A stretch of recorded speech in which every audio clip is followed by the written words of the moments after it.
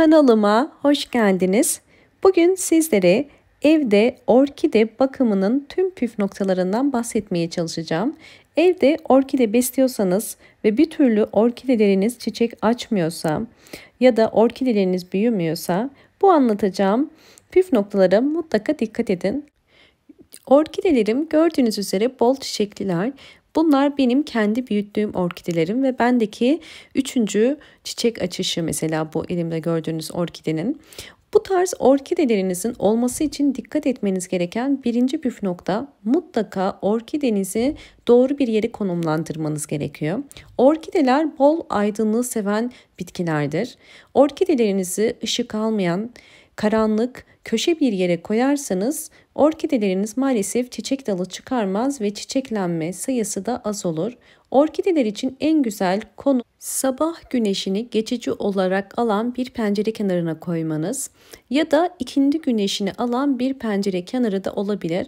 Fakat önemli olan uzun süre güneşte kalmaması, yani kısa süre olması gerekiyor. Fakat mutlaka bol aydınlık olması gerekiyor. Buna dikkat etmelisiniz. Eğer aydınlık bir yere koyarsanız bol çiçekli olacaktır. İkinci önemli püf nokta ise besin. Orkidelerin coşması için bugün sizlere çok güzel bir sıvı bitki besini hazırlayacağız. Bunu ben pirinçten yapacağım. Pirinç orkideler için benim çok sıkça kullandığım bir sıvı bitki besini. Evet, orkideler için faydalı olan pirinci nasıl bir sıvı bitki besini haline getirebiliriz? Bunu sizlere göstereceğim. Tabii sizler isterseniz kendi güvendiğiniz sıvı bitki besinlerini de dışarıdan alıp kullanabilirsiniz. Fakat ben hep evde hazırlıyorum. Birinci tarifimiz 1 yemek kaşığı kadar pirinci bir kasenin içerisine koyalım.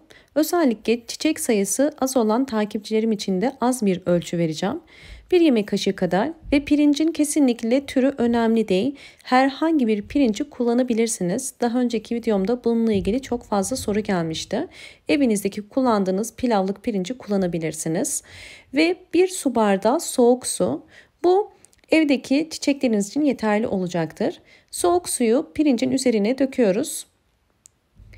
Suyu döktükten sonra bunu biraz bekletmemiz gerekiyor. 1 saate yakın bunu bekleteceğim. Hemen bunu beklemesi için bir kenara koyuyorum. İkinci tarifimize geçelim. İkinci tarifimde yine pirinç kullanacağım. Bunda da evde eğer pilav yapıyorsanız pilavın beklettiğiniz suyunu da çiçeklerinize verebilirsiniz. Fakat önemli olan içine tuz koymamak. Tuz çünkü orkidelere zarar verir. Sadece pirinç kullanıyoruz bakın. Yine 1 yemek kaşığı kadar pirinç. Üzerine bu defa kaynar su dökeceğim. Kaynar su ile daha da hızlı olacak bu işlem. Özellikle pirinç içerisindeki vitaminlerin daha hızlı bir şekilde suya geçmesini kolaylaştıracak kaynar su. Evet, bu şekilde biraz karıştırıp bu kaynar suyu da dinlendireceğiz. Kaynar su soğuyunca çiçeklerinize verebilirsiniz. 30 dakika bekletmeniz yeterli olacaktır. Evet, soğuması için kenara koyuyorum.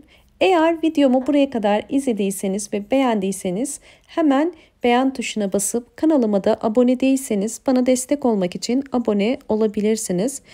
Bu tarz yeni videolarımdan haberdar olmak için sağ köşedeki zil sesini de açık konuma getirmeyi unutmayın. Evet, orkidelerim için hazırlamış olduğumuz suya bakalım. Artık yeterince soğudular. Evet, hazırlamış olduğumuz 2 karışım da yeterince bekledi. Bakın bu şekilde sadece suyunu kullanacağız. Pirinç içerisindeki vitaminler suyuna geçti. Yine sıcak suyla hazırlamış olduğumuz karışım da bakın. Bu da soğuk suyla hazırlamış olduğumuz karışım. Yine aynı şekilde hazır. Şimdi bunu orkidelerimize verelim. Orkideleri bu karışımı 2 haftada bir vermeniz yeterlidir. Daha sık vermenize gerek yok. Daha sık verirseniz bu orkideler için çok faydalı olmaz. Her bir saksı için 5 yemek kaşığı kadar pirinç suyundan vereceğim. Daha fazla vermeyin. Bu tarz sıvı bitki besinlerini mutlaka söylediğim ölçüde vermeye çalışın. Evet, daha sık verirseniz eğer orkidelerde beklenilen sonucu elde edemeyebilirsiniz. Evet, 5. kaşığımı da verdim. Ve şimdi sizlere bakın sonuçlarını da göstermek istiyorum. Bu orkidem gördüğünüz üzere bakın hava kökleri bunlar sonradan çıktı ve uçları aktif. Aynı zamanda bu gördüğünüz kökler de hep yeni çıkan kökler. Bu orkidenin türü biraz daha küçük bir orkide. Bunu aldığım zaman ben kısa sürede çiçeklerini dökmüştüm.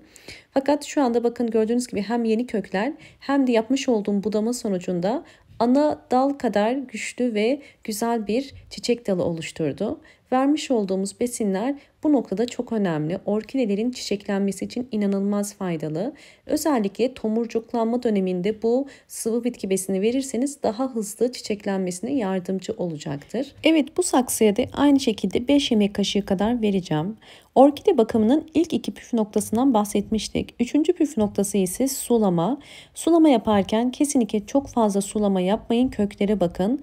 Kökler beyaza döndüğü zaman bu şekilde sulama yapabilirsiniz. Bir sulama yaptıktan sonra ikinci sulamayı sıvı bitki besini olarak verin. Bakın görüyorsunuz bol çiçekli. Vermiş olduğum besinler ile bakın yeni çiçek dalı çıkarmasına yardım ediyor. Sıvı bitki besinlerin en büyük faydası bakın yeni yaprak çıkarması ve bol bol çiçek açmasına yardımcı oluyor. Ve sulama yaptıktan sonra mutlaka bu şekilde aydınlık bir yere koyun ve bu şekilde orkidenizin suyunu yavaş yavaş çekmesine yardımcı olacaktır. Bu biraz önce paylaştığım orkidemin bakın önceki hali ve sıvı bitki besinleri verdikten sonra tomurcukları hızlı bir şekilde açmaya başladı. Bunlar da yine aynı şekilde bol bol çiçekli. Ve orkideleriniz bu şekilde cam kenarındayken sabah güneşine ya da ikindi güneşini kısa süreliğine alırsa çiçeklenmesine çok fayda sağlayacaktır. Bol bol çiçeklenecektir. Bu pencere kenarım ikindi güneşini alan bir alan ve kısa süreliğine alıyor. Böylelikle çiçeklenme sayısı da gördüğünüz üzere hızlı bir şekilde artıyor. Fakat eğer öğlen saatlerinde güneş alırsa yaprakların sararmasına sebep olur. Yani öğle güneşi özellikle uzun yaz günlerinde orkideler için kesinlikle faydalı değil. Buna mutlaka dikkat etmeniz gerekiyor. Eğer çok fazla sıcak olursa, yakıcı bir sıcaklık olursa perdenin diğer tarafına orkidelerinizi koyarak sadece perdeden gelen ışık ile ve güneş ile faydalanmasına yardımcı olabilirsiniz. Umarım bu videom sizler için faydalı olmuştur. Videomu buraya kadar izlediyseniz ve beğendiyseniz beğen tuşuna basmayı ve kanalıma abone değilseniz abone olmayı unutmayın. Yeni videolarımdan haberdar olmak için sağ köşedeki zil sesini açık konuma getirebilirsiniz.